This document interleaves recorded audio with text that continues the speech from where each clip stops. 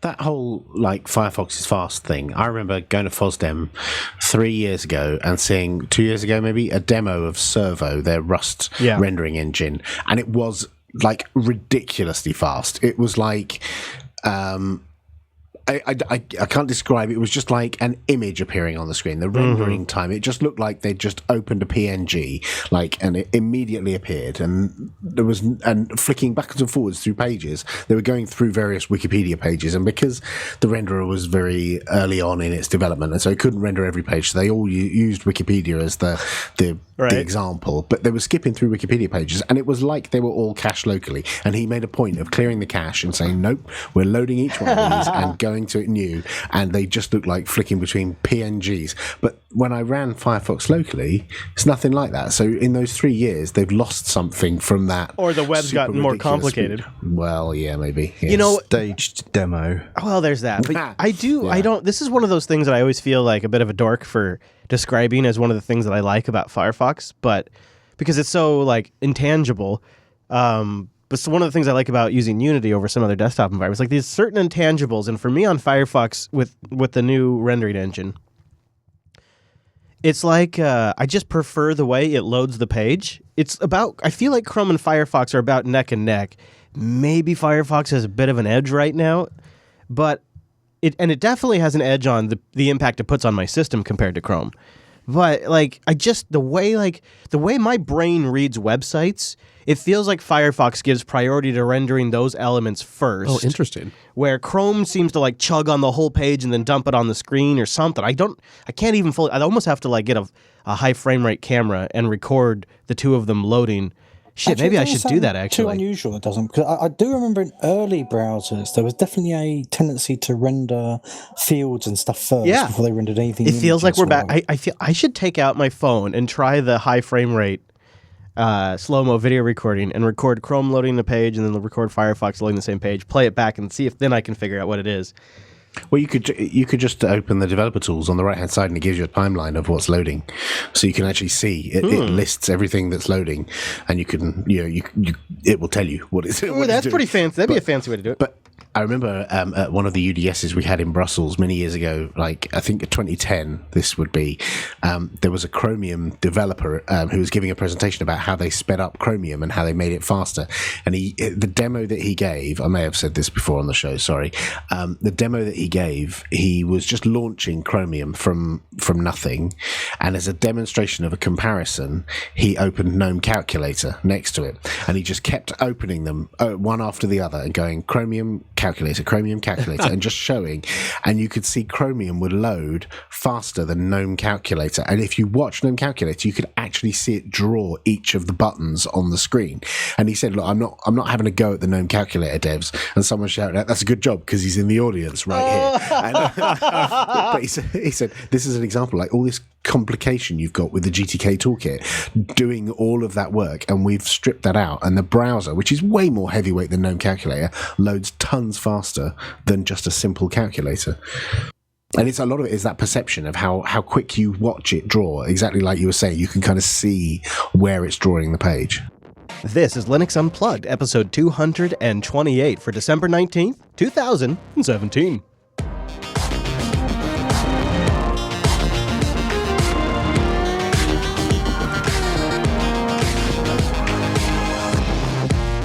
Oh, welcome to Linux Unplugged, your weekly Linux talk show that's all prepared, battened down, and our hatches are ready for the holidays. My name is Chris. My name is Wes. Hello, Wes, and welcome to the last live Unplugged of the year. Boom!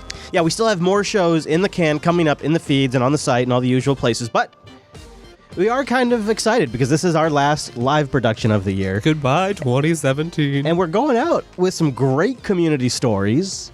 And we're going to try something fun since we thought it is our last show. Let's just do something that we've always kind of wanted to do.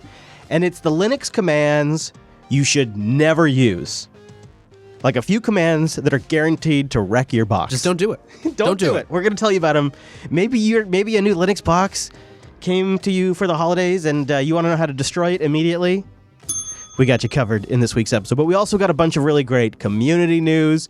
And for the love of all that is Linux, I really hope We're almost in the home stretch for the Gentoo challenge, but we will find out later today. We will have to wait. Stay tuned and find out. So we have a lot to get to. And like I said, it is our last live show of the year. So it is at this moment. We must bring in the virtual lug. Time appropriate greetings, Mumble Room. Hello. Good evening. Hello. Oh, I believe I heard a beard in that mix too, and a Popey and a Wimpy. Good to see you guys. Mr. Veratunda is in there. CM, Hey Citizen, Mini Mac. You guys, you're my mumblers. I love you. I love you. Let's start out with something you could be looking forward to in the summertime, because it is the thick of winter right now. In fact, I think it's damn near winter solstice. You know, Wes, when is winter solstice? Do you know? Let's take a look. Hey, Alexa, when is winter solstice? I'm just kind of curious. Usually right around the 21st. Yeah. December 21st. Solstice will be on Thursday, December 21st, 2017. Yeah, okay. We're pretty darn close, and it's pretty darn dark outside. So let's talk about the summer for a little bit. Let's talk about dreams of the summer. What can we look forward to in Linux in the summer of 2018? Well, Probably some stupid drama. That's my bet. yeah. I think you're probably right. But Linus Claus has an answer for us. We could ask him. Ask you about something that you actually fully control and most likely can mathematically predict. This is Linus at a recent Linux Foundation event, the keynote, where he's being interviewed by Dirk, and he says, "All right, tell me about Linux kernel 5.0." So when are we going to get Linux 5.0? Oh, well, I have been known to start losing track of numbers when they go into the 20s and 30s. Fingers and toes? And when I had to take off my shoes to count kernel releases. Can I just say that I love that this is how Linus decides when it's time to rev the number. It's not like some Phil Schiller marketing scheme or Sanjay planning the next big phase of Azure, and the version number's got to jump from 8 to 10 so that way they can pretend like 8 never happened. Nope, it's just, I don't know. That seems to be like the numbers are too high to me, and I can't really keep them all straight, so I feel like I should change it. Yeah, +1. No, it's psychological for me. It turns out 13 and 14, they're easy to remember. But when you're looking back and you can't recall the difference between 23 and 24, or the numbers, smaller numbers stand out more. So I suspect that we'll hit 4.19, and instead of 4.20, I might decide it's time to 5.0. The numbers don't mean anything at all. They have not meant anything in a long time. It was actually very stressful back when they did. It was a horrible model for development. I remember, even back in the 1.0 days, just trying to draw the line in the water, in the sand of this is 1.0, and this is when our internet code is actually working, was really tough and very stressful. And then you never end up doing the right decision anyway.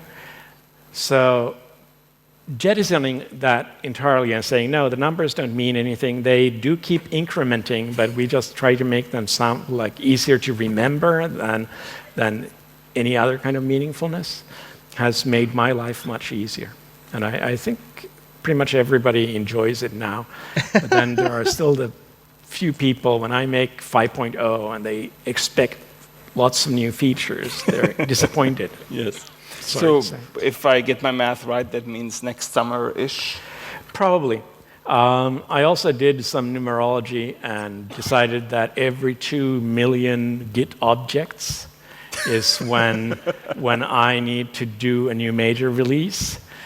But since our development is accelerating, that actually might be sooner than next summer. Wow. So it really depends on...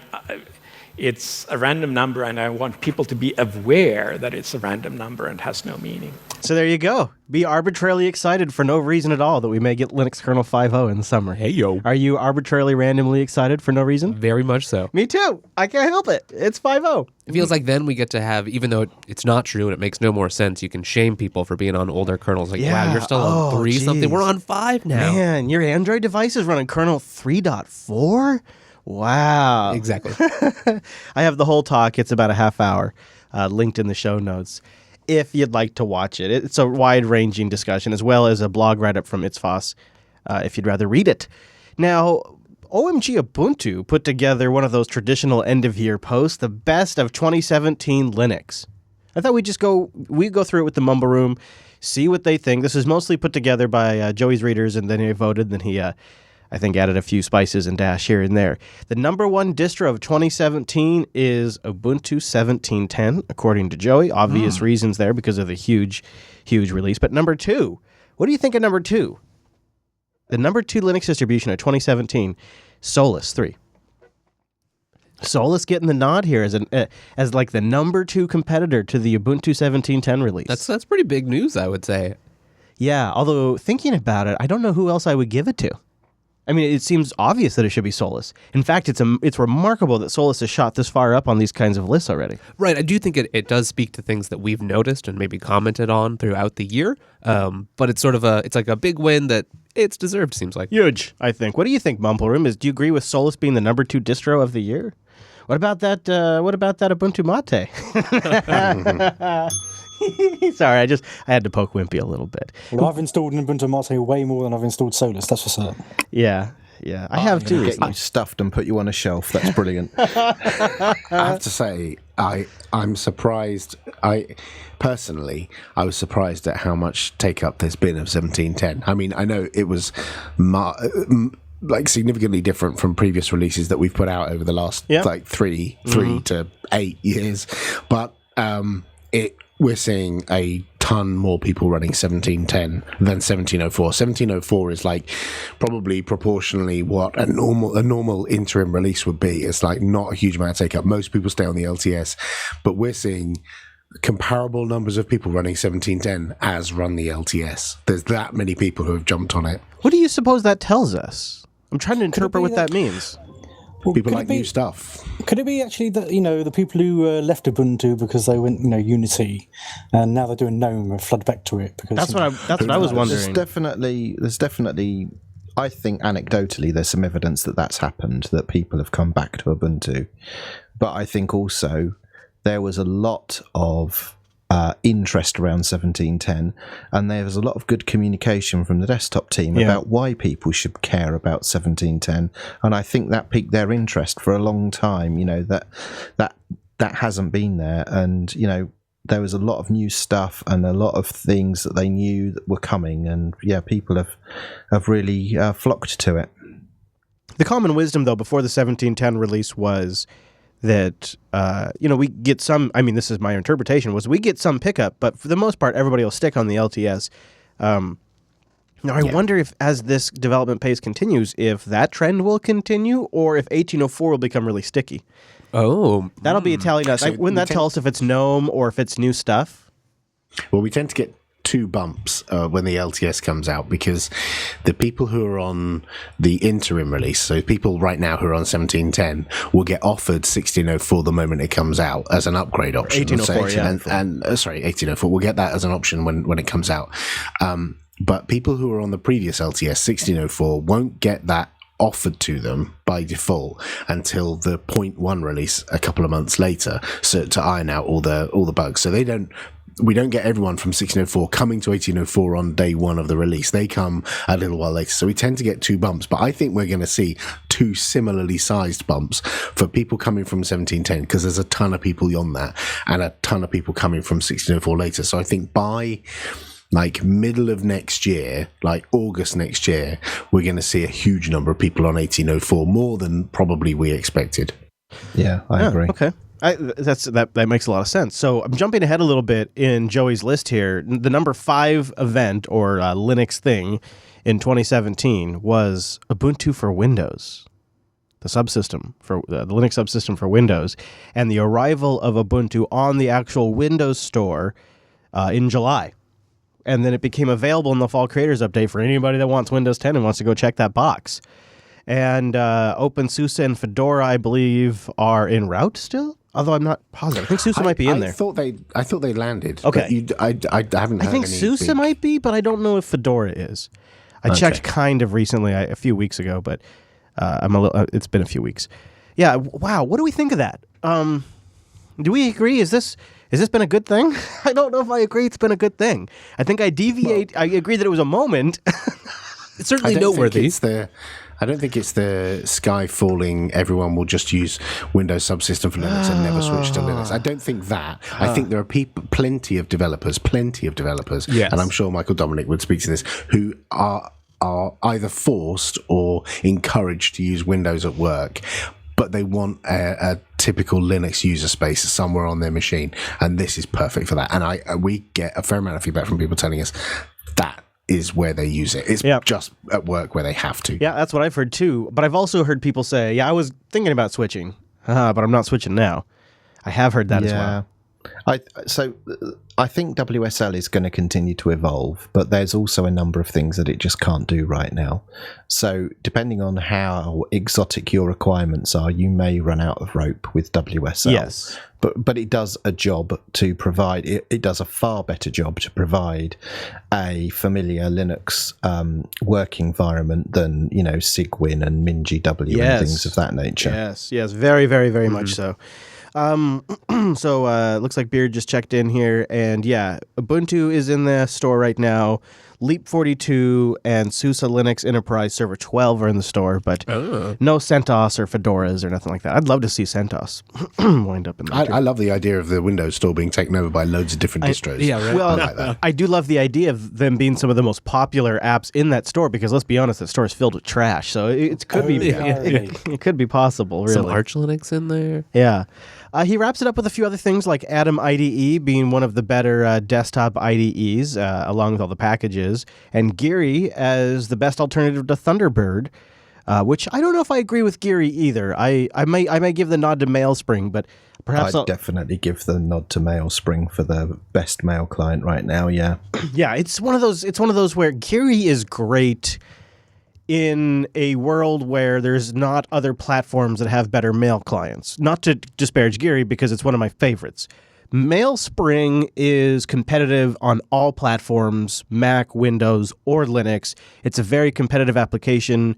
It's a very good-looking application. A lot of thought's gone into the design. It's a very responsive in terms of, like, I can have it vertically stacked in a small space on my desktop. I can have it maxed out over a 2K display. A lot of work has gone into MailSpring and Naleus before it.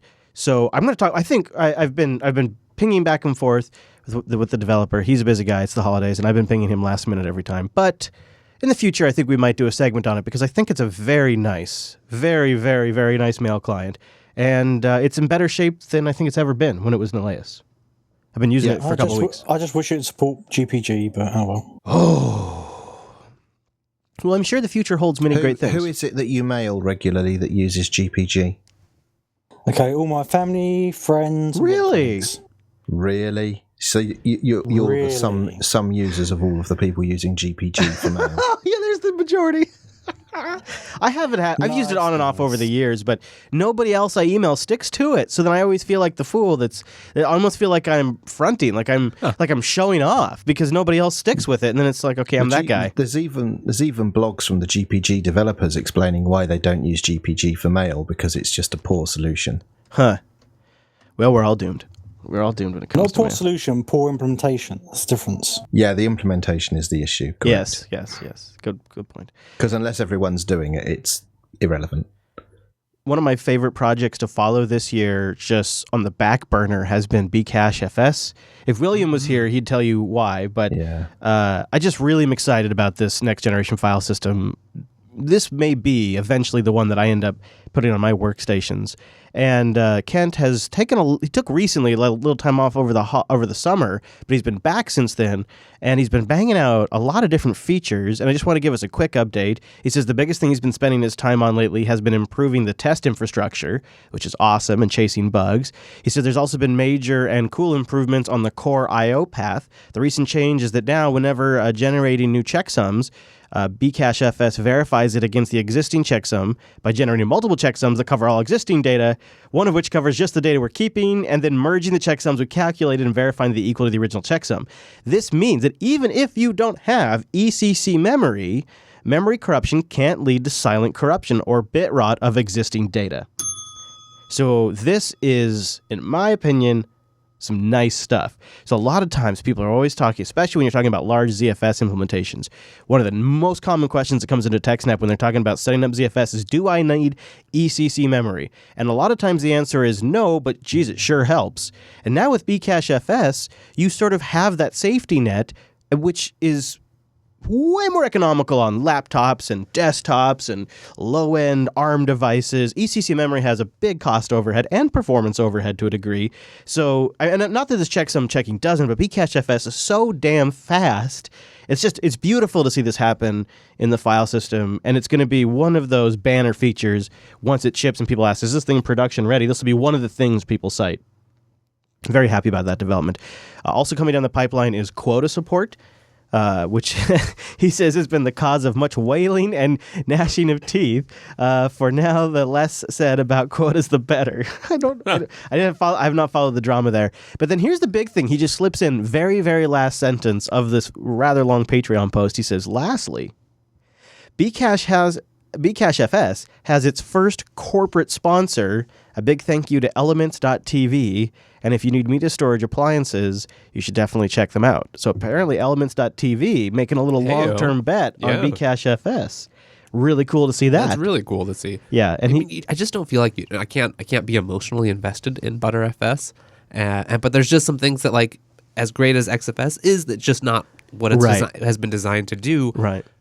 If you're curious, is the new hope. This is the new hope of Linux file systems, and I'm glad to see things are progressing. If you're listening, you're like, well, what is so great about it? Do a site search and look in our back catalog where we talk about it, where William goes into some detail about it. And if you're excited like we are, you can help out Kent at patreon.com/bcachefs. Before we move on, anybody else in the mumble room want to wax poetically about bcachefs, or are we all? Actually, I don't know who I should ask because it's on the community hub, but little birdies around me had told me many little bits and details about this, and I have kind of a picture, but I have a suspicion that Popey or Wimpy may know a lot more. It's Multipass, and it's not a password manager. No. It's a totally new project coming out of Canonical that manages virtual machine instances that are running Ubuntu. It uses cloud images. It's a QEMU, KVM on the back end, and I imagine it's going to be hot stuff. But I really don't know much more about it than that. I've seen little rumors and bits and pieces about it. I saw some murmurings at Ubuntu Rally where people were behind closed doors going, "Okay, we're going to do this. We got to and make sure you get contact this." And I oversaw a lot of that, but I haven't seen any concrete pictures. But I bet you somebody in our mumble room knows a little more about it. Who wants to bite? Popey? You spoke first. Teamwork, gentlemen, teamwork. Okay, so Multipass is to KVM what LexD is to containers. So LexD is a tool for provisioning thin containers, and Multipass is a way for standing up full-blooded virtual machines on Ubuntu really quickly. So you just snap install, well, in fact, not just on Ubuntu actually, because you can snap install Multipass. In fact, I was joking with Ike about this the other day, that this is what all Solus users have been crying out for, because now they can snap install Multipass, and then they can Multipass launch, and it will provision and fire up a 1604 VM on Solus. Very good. So yeah, it's just a really fast way. So it's designed as a developer tool. So if you've used things like Vagrant in the past, for example, it's a much simpler way to actually stand up a bunch of VMs running different supported releases of Ubuntu, so that you can flesh out your dev environment. And I think you'll see a bit of noise about Multipass in 2018. It's definitely the one to watch. Yeah, that's the sense I got too. I also noticed what seems to be some rather banner features again is it can fetch and cache images from the cloud of like of what I presume to be like a pre-set up virtual machine, sort of like a la Docker images, and then it can periodically refresh to make sure that the image is staying up to date. That seems like some pretty big features. Yeah, it's good stuff. So they use what's called the cloud init images, which are updated frequently. So when something in the archive changes that affects those images get respun and then are available to you fresh and immediately. Are there any plans for API support or similar? Interesting question. I'll decline to comment for the time being. That's acceptable. I will say, you mentioned Vagrant. I'm definitely excited. Vagrant can be so slow. I already use LexD for some similar things, but having like a full virtualization is sometimes what you need. So I'm excited about this tool. Sometimes you need it. Yeah. Sometimes you do. Yeah. We have a couple use cases here in the studio where we're still using virtualization. We're on a very old Proxmox installation.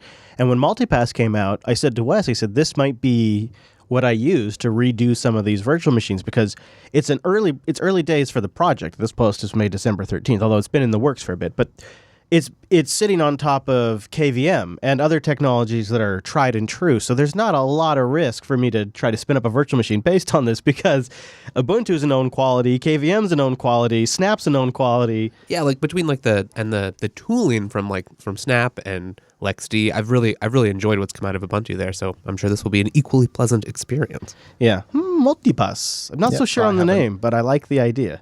The name will become relevant in the future, I think. So I've got a number of VMs stood up with a Multipass, different versions of Ubuntu, and what I've been doing for fun is installing inside those the Ubuntu Mate meta packages, and then X2Go, and then connecting into them for running instances of Ubuntu Mate on different releases of Ubuntu. I don't do it for those purposes, but I do something similar with several Ubuntu Mate instances. I do that same exact thing. But I use it so I can test stuff across different versions of Ubuntu Mate. You know, it's just really convenient. It's much simpler to get versions up and running than, you know, using VirtualBox or some other UI. You can poke it around. It's nice, and I'm looking forward to how it's going to develop over 2018. I smile that it's a Snap, because it's so funny that now it's just boom, it's everywhere. It's everywhere that runs Snaps. It's there now.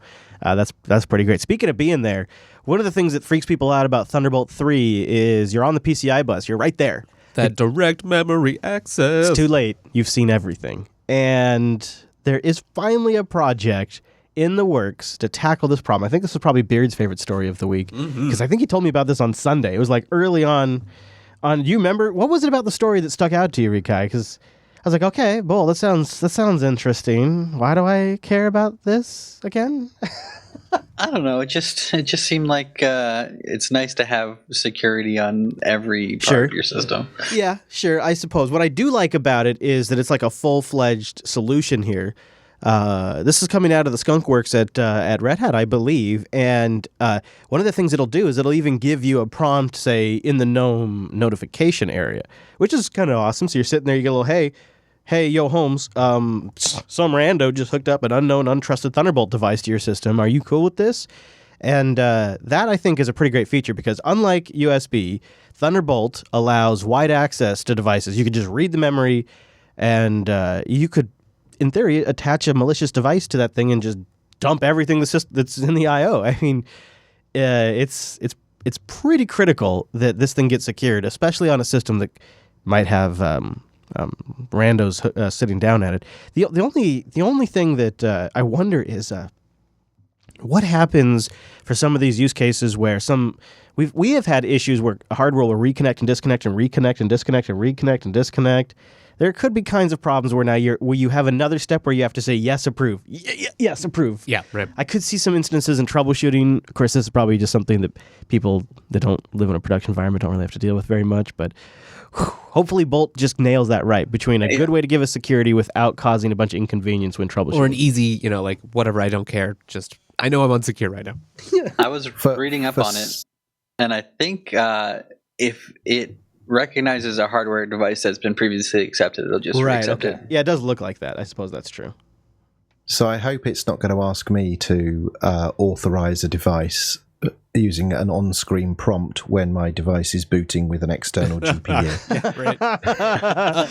I suppose that is a good point. I'll explain now, full disclosure, with an eGPU attached, when you boot your system, you get no output whatsoever until the display manager has loaded. Little spooky. Yeah. Yeah, I mean, I do really like the UI implementation. Like in the GNOME drop-down menu, it even gives you like scanning peripherals. Like it's using a dbus API to list the devices and enroll them, and then emit new signals to the desktop environment when a new device is attached to it. So it does feel like it's very dependent on the desktop interface. But I just can't imagine they wouldn't have thought of that use case scenario. I do think that this is also good for there's devices that are starting to come out now that require these security levels. So it's nice that Linux is getting this early on before, there's devices that you can't use. Yeah. And there, again, not to make it all about us, but there is a very serious use case where we take devices that have USB-C and Thunderbolt 3 specifically on them to cons, fests, whatever you want to call them, rallies, and we take hardware there and we set up and we record and we broadcast, and our peripherals connect over these buses. So we really, you could so easily have somebody walk up to the booth and they could lean in while they're talking to you. They could plug in something to an open port and screw with you, and we're live on the air. Don't get any ideas, people. I shouldn't have said any of that. Forget all of that. We've got to cut all that out. But it does, for us, it really is that the struggle is real. Well, and as more and more laptops have these ports, people are using them. There's more peripherals you want to use. It could be vulnerable. You MacBook users, you. All right. Exactly. Before we go any further, let's take a moment and go to linux.ting.com. Everybody now, linux.ting.com. Sign up for a better way to do mobile. The way that if you're outside the States often seems like mobile should just be done. The way if somehow we had some sort of DeLorean and we could go back and reset the whole cellular industry and they had to compete on their own merits today, this is what they would do. You pay for what you use. I don't know, it almost seems like it's too obvious, but this is the model. It's $6 for a phone, and then you pay for your minutes, your messages, and your megabytes, and whatever you use, that's what you pay. It's simple. $23 is about the average bill once you've made some calls and downloaded some stuffs and texted some peeps, maybe done a few Tinder hookups, I don't know. Whatever you're into. West don't judge. It's usually around $23 per month. There's no contracts, no other termination fee, nationwide coverage. They got the GSM and they got the CDMA. You know about that? That means if you got one of them devices, you could bring it over to Ting and you can get $25 in service credit. Now, if your first bill is going to be less than $23, you just paid for more than your first month. What? Now, say your phone's busted, it's old, you need something new. They have a bunch of great devices you can buy directly, and they'll give you $25 off one of those. In fact, I think they got a big sale on the nice Motorola devices. I'm going to go over there right now. Go to linux.ting.com and then click on the shop page. If you want a nice Android device that doesn't break the bank, yeah, they got the Moto 2017 lineup on sale right now, so you can apply our discount at linux.ting.com. You can get the Moto X4 unlocked, no contract, no early termination fee, no blocking updates for their Ting experience, everything with a great Android experience, nice performance, beautiful screen, expansive RAM or memory, $324. I'm so excited.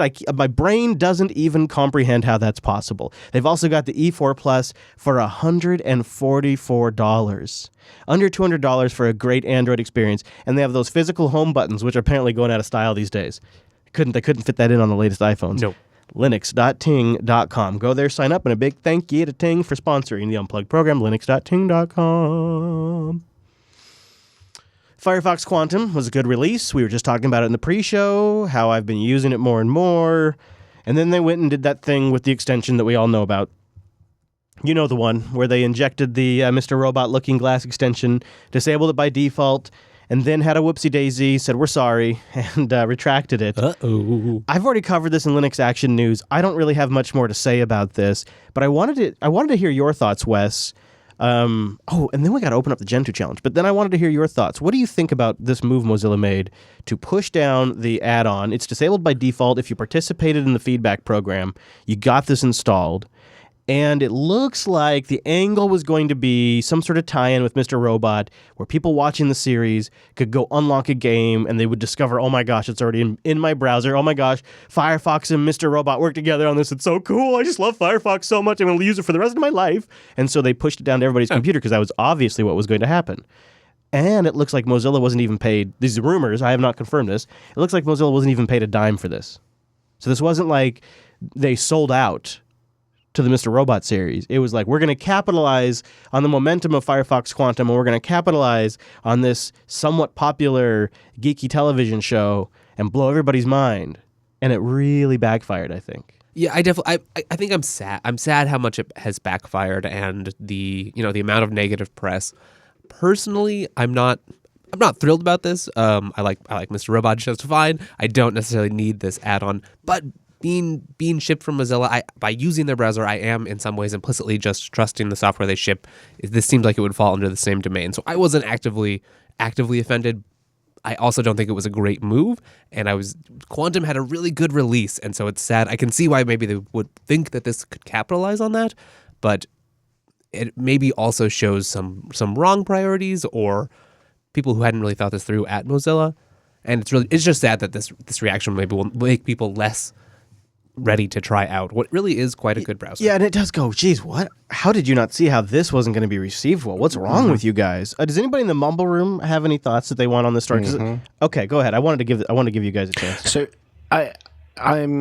I'm kind of a little disappointed, and companies make mistakes, and people can be very caught up internally in their own thoughts. And I know we've made mistakes in the past at Canonical where we've thought something would be a good idea, and there's been a gigantic backlash, and we completely didn't expect it because inside our own bubble, the thing we did made sense. But outside, if you're not an Amazon subscriber and you're not part of the culture that knows what Mr. Robot is, this is just offensive. It's cultural arrogance on the part of Mozilla to think that anyone outside that bubble gives a shit about Mr. Robot, because they don't. Right? It might well be a popular program in the United States of America and a few other countries, but nobody else gives a damn. And I think it's arrogant on their behalf to think other people would. Yeah. And insensitive to what is probably a large percentage of their user base. Like maybe that's not who they want to add right now. Especially people who are fans of Mr. Robot. They're going to be the more technically aware, more privacy concerned group out of anyone watching any television show. Right. That too. So either way, it's not a great play. Yeah, it really shows a lack of understanding and the echo chamber effect, I think, is what Popey's saying. Like, if they'd bundled, like, maybe if the extension was something like, hey, we're going to bundle Tor in there, or we're going to bundle a VPN as an option, like things like that might have made more sense. That might have not been used for even I territory. And I appreciate that the extension that they did install, they only did it for English language installs. Yes. So, but that still represents a significant chunk of people who don't live on the continental US, would have received this thing. So yeah, I think it was a little bit sad. I think it was a little bit overblown in the community that people went a bit nuts about it, but I can kind of see why. It does seem to be, there's building momentum at getting angry at Mozilla. That's really the core thing they've got to figure out how to address, is the mob is ready to get into justice mode at a moment's notice these days. And Mozilla's name's ending up on that list more and more. But on the positive side of this whole thing, unless anybody else has anything they want to say, I think the positive side of this has been Vivaldi has received a lot of publicity. A lot of people in our Discord rooms and our Telegram group and on other places are saying, I'm trying out Vivaldi. I'm switching to Vivaldi. When people say, what should I try instead? I'm seeing Vivaldi linked a lot. You should try Brave. Brave is just awesome. Yeah. If you actually want a browser that is interested in your privacy, then Brave is the way to go, because that's just baked in. That's their whole USP. Right. Yeah, and Brave got a little news this week because they've launched now as a snap. You can snap install Brave, which is kind of awesome. So it's a great chance to try it out. I believe they're adding some preliminary support for IPFS as well. And really? Yeah, so all kinds of interesting development activity. You can also snap install IPFS. Oh, hey, well, look at you. What a combo. Geez, let's keep it rolling. You know what else you can snap install now? Apparently VLC 3.0 RC1 is available as a snap. Is the video LAN team looking at snapping? Is this happening? Yeah. Does that one have Chromecast support? Wow. I've been working with one of the VLC developers on this for a few weeks now, and we worked through some issues to make sure that hardware accelerated video playback works out the box on all of the platforms, so it does the right thing.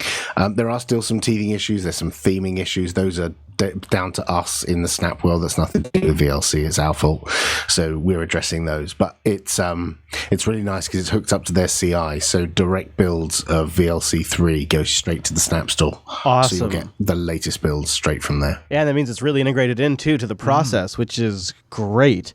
So to keep things rolling, speaking of Coda Radio earlier, Mike might be happy to hear this, that JetBrains is also getting on board with Snaps and shipping 21, I think. I don't know how many. I know they have 21 different tools. I don't know how many are going to be snapped up, but I know that the one that some of our audience might be interested in is the PyCharm stuff, as well as the PHP Storm, WebStorm. Goland. Oh, cool. Very nice. So I've been working with one of the JetBrains developers. Good work. They currently have 12 of their products in the stable channel, and they have 2 others that are in the candidate and beta channels at the moment that they're hoping to push out by the end of the year. And then they'll be looking at other products in their portfolio to see what they want to snap. But yeah, they've been working very hard over the last 6 weeks or so, bringing more and more of their products to the store. That's encouraging. So, yeah, lots of and the JetBrains tools. I wasn't super familiar with them until I started working with them, and they're very, very good, I have to say. Yeah. Mike's been raving about them for a little while. I mean, if you do enterprise Java, that's what you use. That's just how it works. So, and a lot of those people do it on Windows, or on Ubuntu these days. So. That's really nice. That is a solid ending for 2017 for Snaps. For an initiative that really was birthed and really got into momentum this year. That's a pretty triumphant ending to that, and a good positioning for 2018. I feel like the reasons for me to run Arch are getting fewer and fewer. If Flatpaks and Snaps and app images bear out, I am really going to get to that point where I could have a solid, stable Linux core with a LTS core, and then fairly up-to-date fluid userland application, which has been the most achievable for me on Arch. But now it feels like it's almost going to be achievable anywhere. And then there's just gaps to close. If we could get the upgrades a little smoother. I'm very excited about the future. There's overhead, there's changes, there's things to be worked out, like Poby was just saying with the theming. But we have time to get there, and we're making good progress. Yeah, and for the things that it works, really well with, it's just amazing. Well, I want to talk about one more thing that caught my attention this week. I don't know why I never noticed this before, but Etcher, right? The USB writing tool. I actually think it's pretty good. We've covered it before. Is that Electron? It's Electron, isn't it? It is, yeah. Freaking Electron app to write USB thumb drives. Wow. Welcome to 2017. They have a command line node app to do it as well. So there you go. 2017 indeed. They have a little piece of hardware they're working on. Have you seen Etcher Pro? No. This thing it almost feels like a fantasy. It's got 1, 2, 3, 4, 5, 6, 7, 8, 9, 10, 11, 12, 13, 14, 15, 16, 17, something like 17 or some nonsense USB ports, plus a master source port, and an embedded touchscreen that is Etcher just running on the touchscreen. It's like the Electron app just running on a dedicated screen, and a hardware slab that could be best described as a large USB hub. And they say they currently have this thing able to write to 500,000 different SD and USB drives per month. Etcher's already known for doing this. So they're like, what we're going to do? We're going to create a standalone hardware device that allows you to write multiple cards or USB disks at once at the best speeds we can possibly get to compared to any traditional method. Multiple writes at the same time. It does 60 megs per second. It can do 750 megabytes. They're saying megabytes a second total. You're going to have a limiting factor of just the total speed of the USB drives. But 16 different cards you can hook up to this thing. With also, there's a whole bunch of there's SD card slots that you can't see in the picture as well. They say the pricing is going to be competitive, but I don't see an actual price on here. But this thing's, how would you? I'm trying to describe this to the audio audience. Like, this thing looks like almost like something out of Star Trek, but like retro Star Trek. Yeah, like the original series. It looks like Captain Kirk would like something they would have where you could plug in a bunch of stuff. You could totally see how like It's a very hardware like clinical or very very just minimal interface. Look at them go though. So that's the Etcher Pro.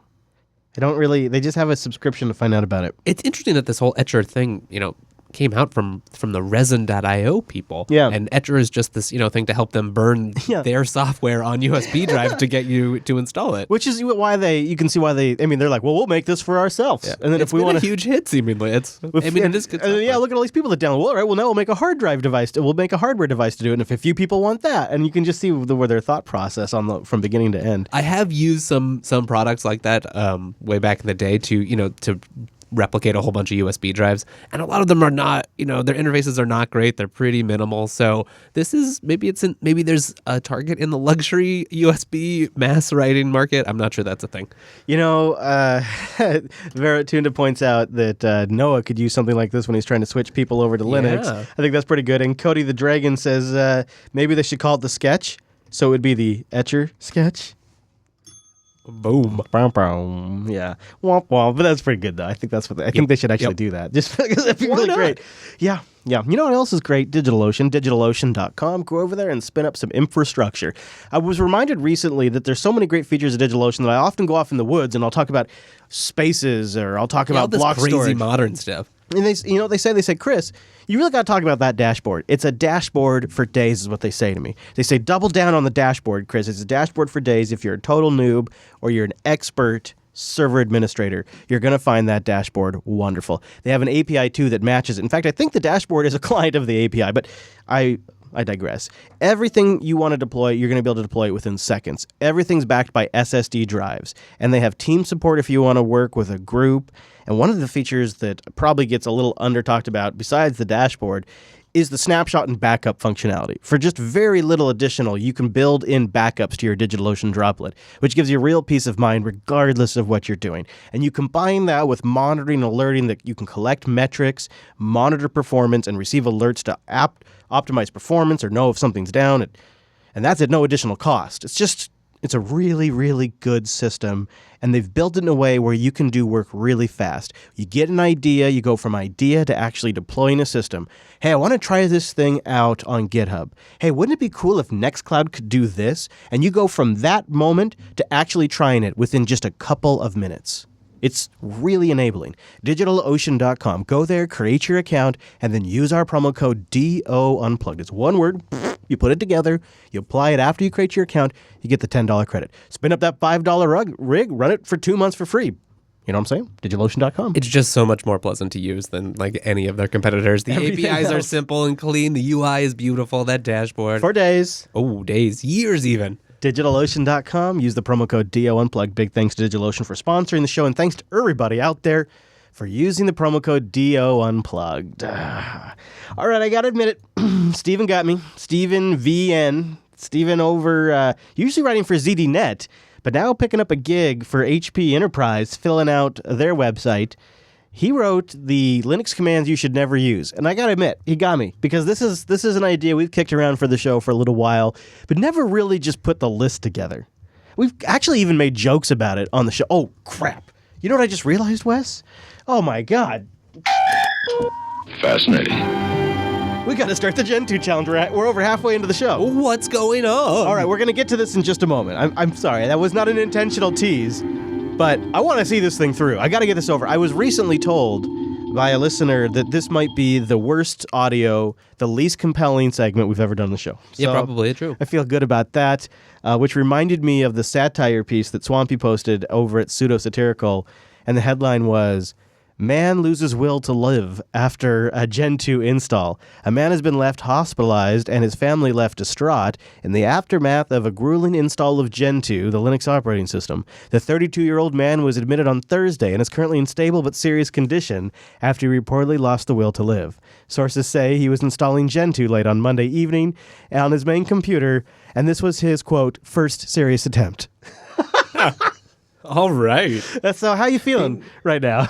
Good.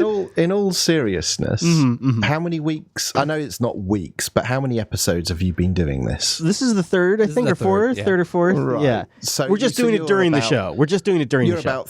You're about 3 or 4 hours in to installing. Well, about Gentoo, 2.5, I'd say. Probably, yeah. Right. Okay. All right. 2.5 hours. Yeah. If I get a USB stick of Ubuntu, in fact, a blank USB stick, and I have to download the ISO and put the ISO on the USB stick, and then install the system, I'm done in like 20 minutes tops. Right. So for all of the extra performance you're going to eke out of this install of Gentoo, do you think it's a false economy? Oh, you're asking that question before we've gotten there. I mean, how can we answer, really? Well, because I think this is probably the last Gentoo challenge you're going to do, because you're going to lose the will to live as well over the Christmas holidays, probably. I would say for most people, probably not. It is a lot of fun. I will say I really enjoy.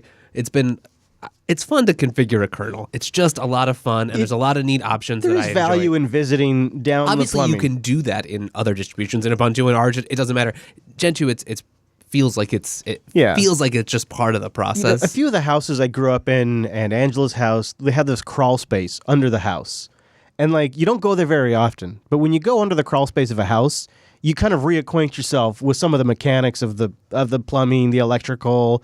Oh yeah, that hack job we did a while ago. And it's sort of good to just have a real intimate understanding of actually how all these things connect together in your home that you live in every day. But at a certain point, you go above that crawl space and you just want to you just want to move on with your life. So I do feel like it is, in this day and age, not particularly worth it. If I was on a system that was very old or 32-bit or maybe even ARM, if I could use distcc or something like that, then maybe. Or if you're just a very skilled user who has an interest in maintaining all the little bits and pieces of what goes on in their operating system, you will enjoy it. All right, Wes. Well, are you ready for the official check-in? How are we doing over there in the Gentoo corner, Wes? Well, we're working on Emergent Sway right now. Really? Yeah. So when you do that, does that? Oh yeah. Oh, I hear the build going now. Yeah. That's it right there. Whoa, look at that. Building away. Mighty fine. So is that pulling in Wayland and all that stuff as a dependency? How's that working? Yep, we should be good to go after all this is done. So you are building not just Sway, but also Wayland. Now, do you think that's going to finish? Actually, I installed that earlier before. Okay. But yeah, exactly. Do you think that's going to finish? 51 of 120 right now. That's where we're at.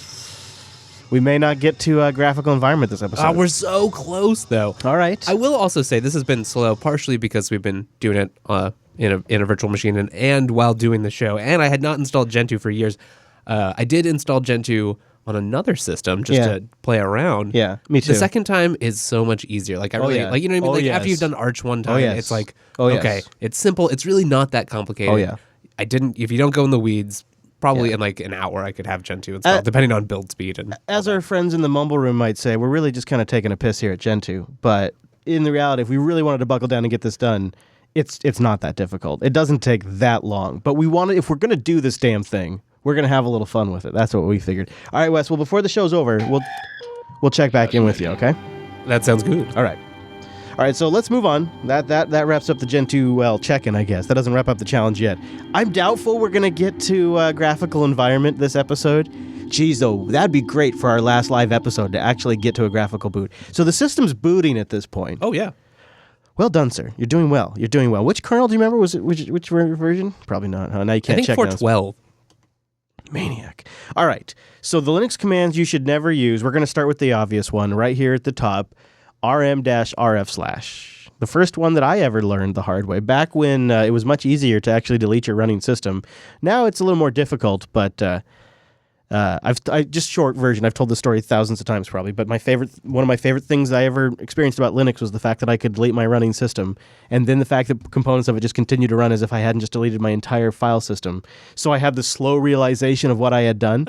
This that doesn't seem like that's, well, my GNOME session's still going, my terminal's still working, and then having this slow discovery as my system completely fell down around me and more things stopped working. And then I said, hey guys, come over here, because I'm in the middle of a school lab. Come over here, guys. And I'm showing, look at this thing. I deleted my entire file system and it's still running. Let's see what else I can do. What else is in RAM? And it was like, it was this massive fascination of how powerful single-handedly that I could delete my own, because this would never happen on a Mac or Windows, that I could delete my own file system and then keep using it to a degree to debug the fact that I just deleted my own file system.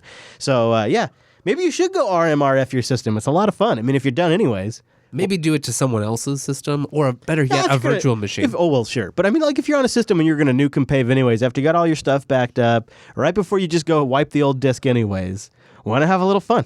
See how far you can get. See which desktop environments last the longest. I bet you could get pretty far. You'd be surprised depending on how much is in memory.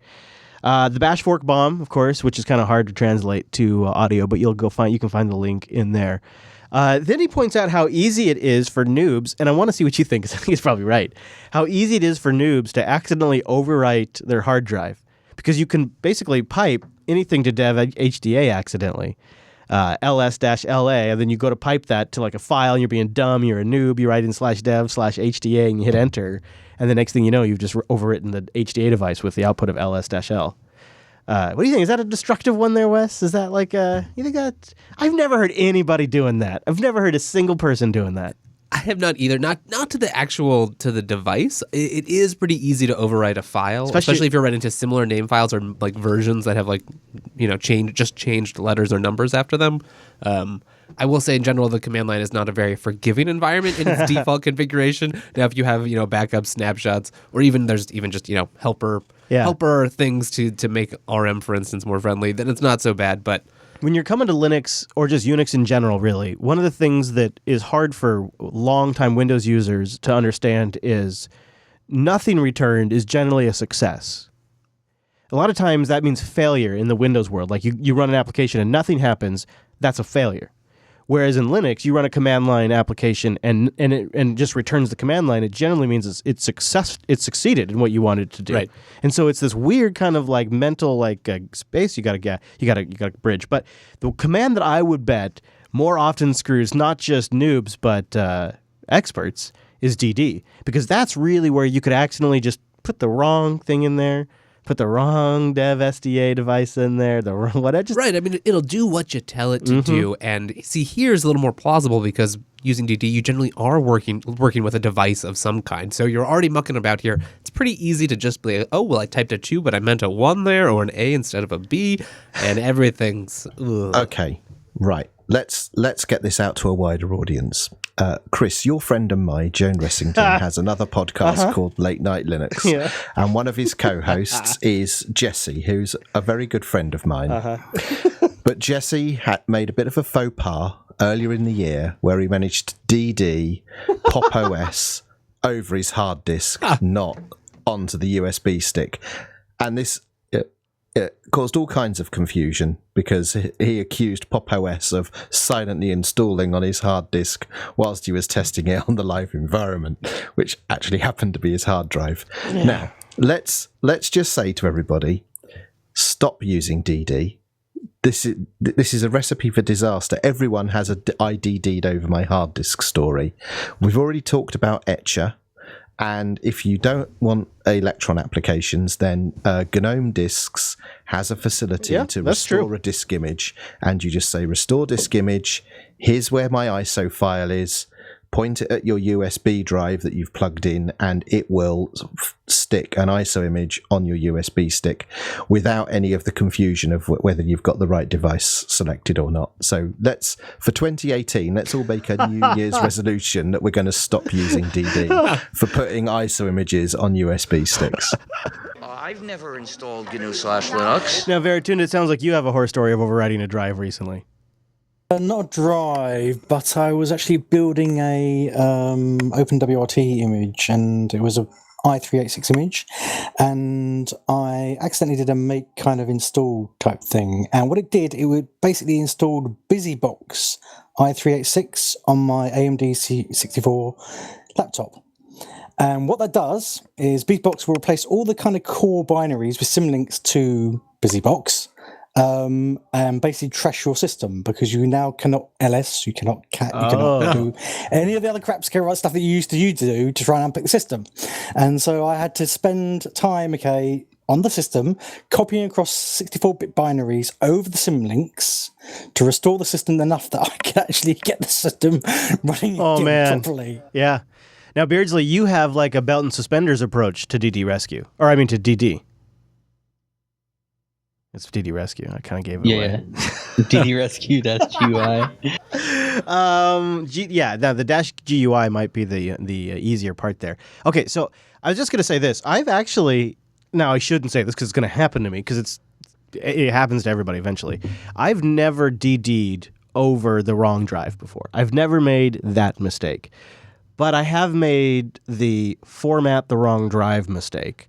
MKFS, extended 3, /dev/ and I had several USB disks attached. And what I would do was this clunky manual system where I would edit and edit and edit, and then I would fill up my scratch drive, and I would fill up my output drive, and then I would use rsync to kind of like collect the entire project, the project files and the output file, and move them all onto these large USB enclosures that were like 4 terabytes because it had 2 mirrored 2 terabyte drives. So it was like it was supposedly hardware mirror in this enclosure. The idea being, I load this up with about 3 months worth of content, and then I put it on a shelf and I put a label on the side of it and say these date ranges of episodes. Okay, yeah, makes sense. So I had this. I'm pretty far into this.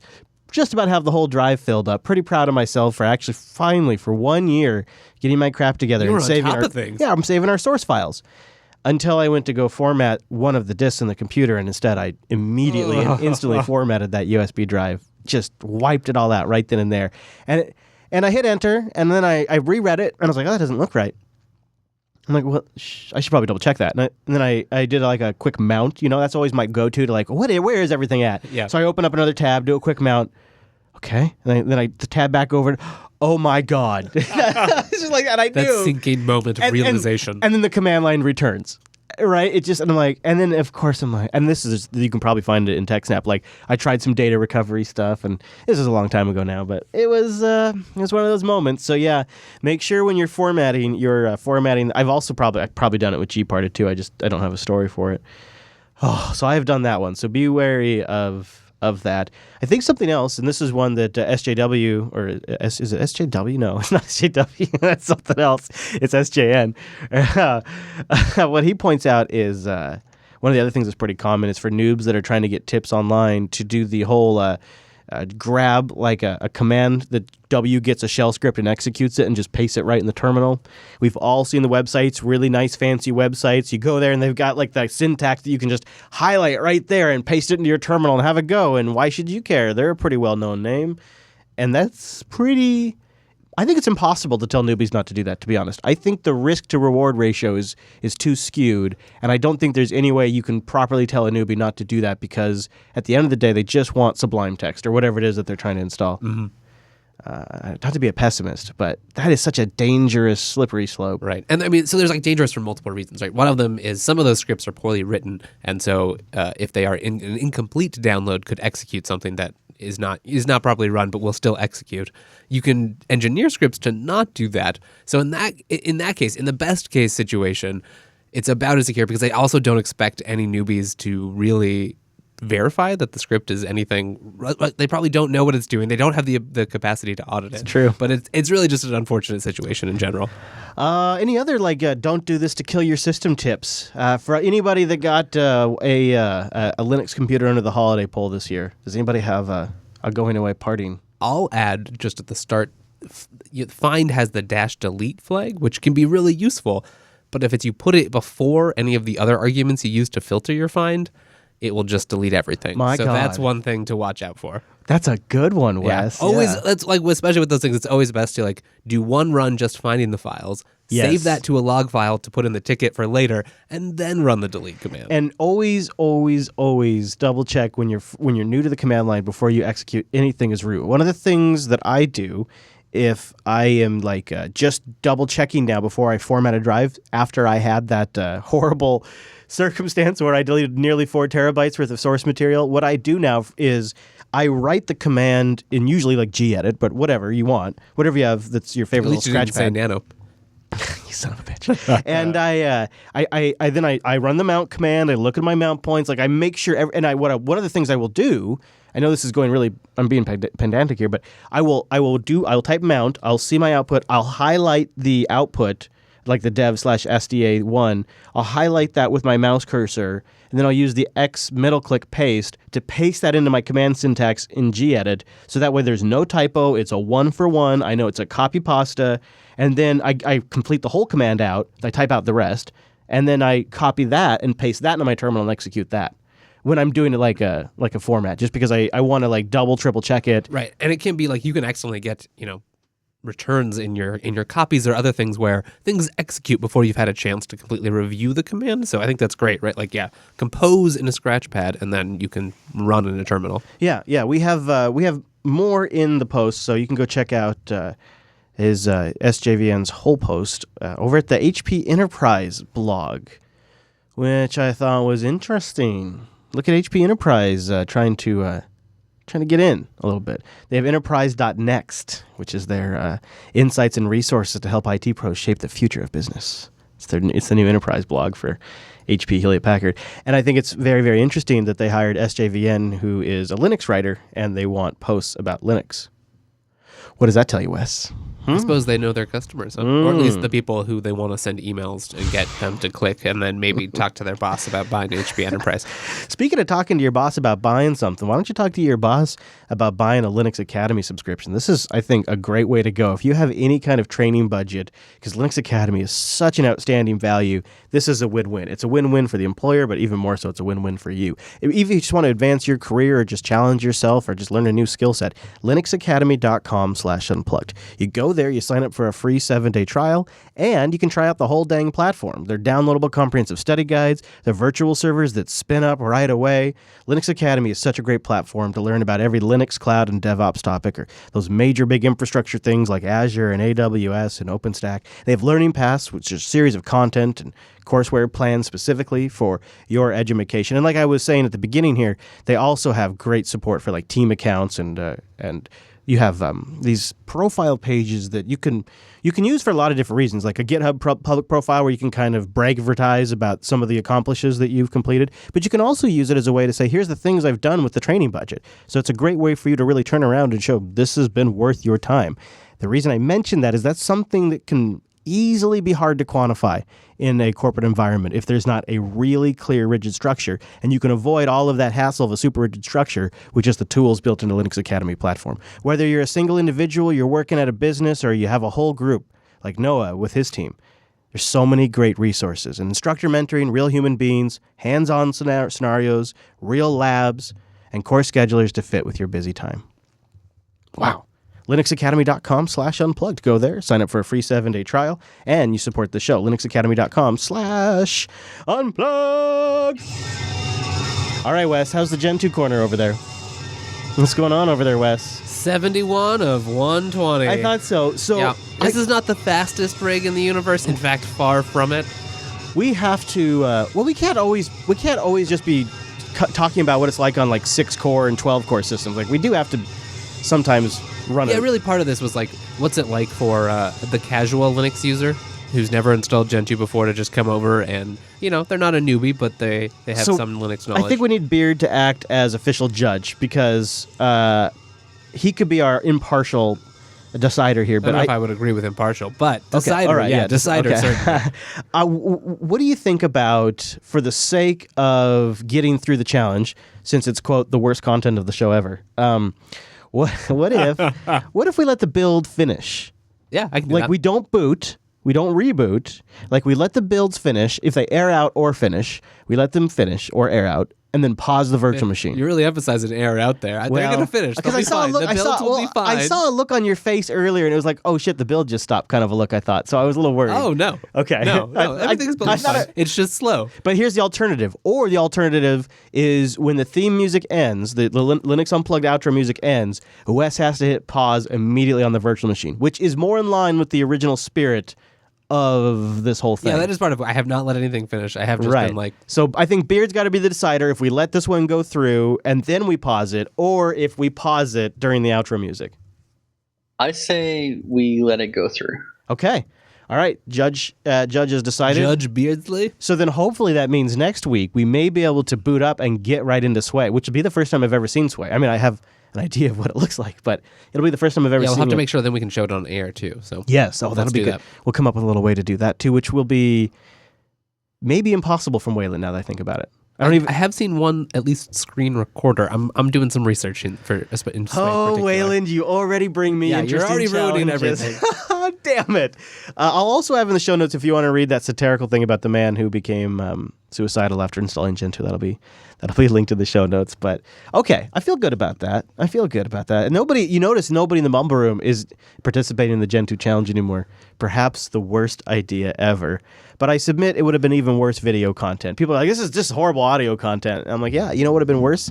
If you were watching us do it. That's even worse. So you have spared us all of that. Now, this is our last live show of the year, but we will be back at the beginning of next year, and we have releases coming out during the holidays. And also just a little plug skis right here for the new TechSnap program. TechSnap.systems, new program, a reboot of the TechSnap program on the Jupiter Broadcasting Network. So you can catch up on that if you'd like during the holiday break. But we will be back in the new year. We'll have the live times over at jupiterbroadcasting.com/calendar. We'd love it if you join us in our Mumble Room, which is mumble.jupiterbroadcasting.org. But you can get all the information you need when you go to that website. And we have a dedicated Linux Unplugged community chat room at discord.me/JupiterColony. That's right, discord.me/JupiterColony, Linux Unplugged in there, as well as the IRC room at irc.geekshed.net, #Jupiter Broadcasting. Wow, that's a lot of stuff. Yeah. And that that content, you kind of underplayed it, but it's not like a lame clip show. That's not what we're leaving you with for the holidays. We did all new original content. Yeah, right? It turned out a lot of fun, actually. Also, let's give a little plug skis for the wonderful and around 30-minute podcast, the Ubuntu podcast. Yeah. Go check out more Wimpy and Popey over there. Please do. Season break soon? We strike for 30 minutes as long as we don't have Ikey Dokie. Yeah, I was just going to say. Some things you just can't control. Yeah. We're having the last episode of this season will be out this Thursday, and then we'll have a break for a couple of months. Wow. So jealous. I have an idea for a podcast where I'm going to do seasons. I'm going to get all in on it. Oh, seasons. I'm thinking about it, Wes. But that'll be a story for 2018. All right, guys. Well, have a great holiday. We won't be gathering together again until the new year. So everybody there in that virtual lug, have yourself a holiday. I really appreciate you guys being here throughout the year. And I don't know, what else? What other nice thing can we say to them? Thanks for all the great content over the year. Here's to 2018 and lots more Linux. Yeah. And really, same to all the audience as well. Everybody out there, I hope you have a great holiday. And I hope you tune back in. And we have, I think 2018 is going to be the best year for Linux Unplugged ever because we have so many cool things in store. I'm super excited. It's, I don't know, it's just, it feels like we have just the things that we've even thought of for 2018. I think if we just pull those off, it's going to be a great year for the show. So yeah, like Wes was saying, don't miss the holiday content. That'll be out on the site, the feeds, the YouTubes, all the regular places you catch Linux Unplugged. So be sure to grab that. Check out the calendar for when we're live again over at jupiterbroadcasting.com/calendar, contact page /contact, at Jupiter Signal for the network. He's at Wes Payne. I'm at Chris LAS. The beard is at rect.net. Hey, look at that. Hey, how about the subreddit? Let's slip that in there too. linuxunplugged.reddit.com. Go there. Submit content to the show. All those good things. All right, I gotta go. They're playing me off.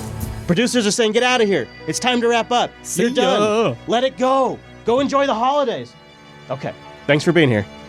See ya in 2018.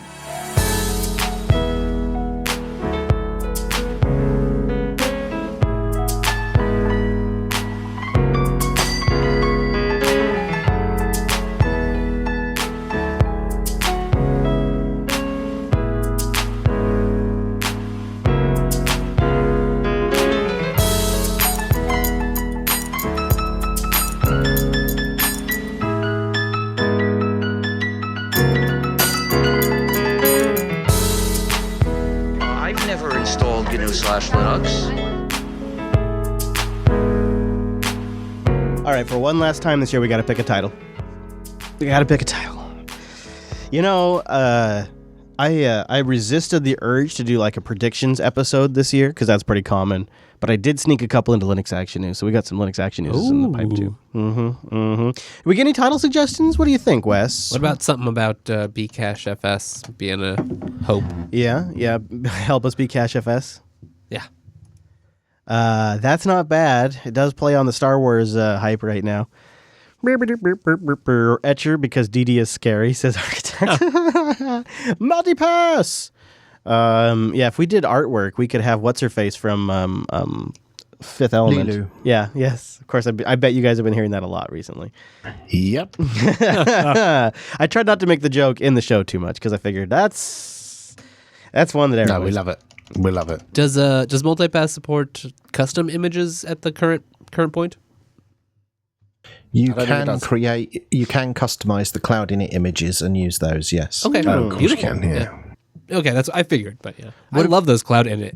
Those images are great. What about RM-RF / Yeah, that's the ultimate customization. But Well, be I really mean just picky. for the title. No, for No, the use the bash fork bomb as the title. bash fork, just the word bash fork bomb. No, the squiggly brackets and everything. Jeez, you know that could actually break somebody's podcast catcher. I bet. I will say that is like if you're trying to find someone who's like if they're familiar with Bash, it's a reasonable thing to make them explain to you. What do you think? So bash fork bomb is actually kind of funny, but I also like RM-RF. I can't believe we've never done that. How about RM-RF 2017? Yeah, there you go. Oh, that's not bad either. That's pretty catchy. And means something, sort of. That's not bad. That's not bad. So basically, I'm going to paste it in the Discord and tell me if you guys like the way that looks. Because I can't now that I actually see it, I don't know if I like it. But I'll paste it here and see if I like it better on screen. Doesn't that look weird to you? That looks weird, right? Sorry, give me 5 minutes to find where on Discord you posted that. Well, no, you can just look on the live stream if you know. It's in the Yeah, link. that'd be kidding. Oh, yeah, right. What if I took out the /1? I think just slash. I think No, I'd have a trailing / 2017 / Yeah, there you go. I like that. Really? You think that would make the difference? But without the leading Yeah. slash, maybe. Oh, okay. Because I kind of don't like the because then leading it's a slash. directory beneath where you are. Yeah. Yeah. Or even just plain 2017 is all right, as Rikai suggests. Yeah, I kind of just like RM-RF though. But I could. All right, so now if we do just without the slash at all. Yeah. Okay. Oh, okay. All right. I think I like it best without the slash. Yeah, I think I do too. I think you get it without the slash, right? Yeah, I think you're right. It's a bit nerdy with it. Right. But then Well, the audience- yeah. Now it's not nerdy.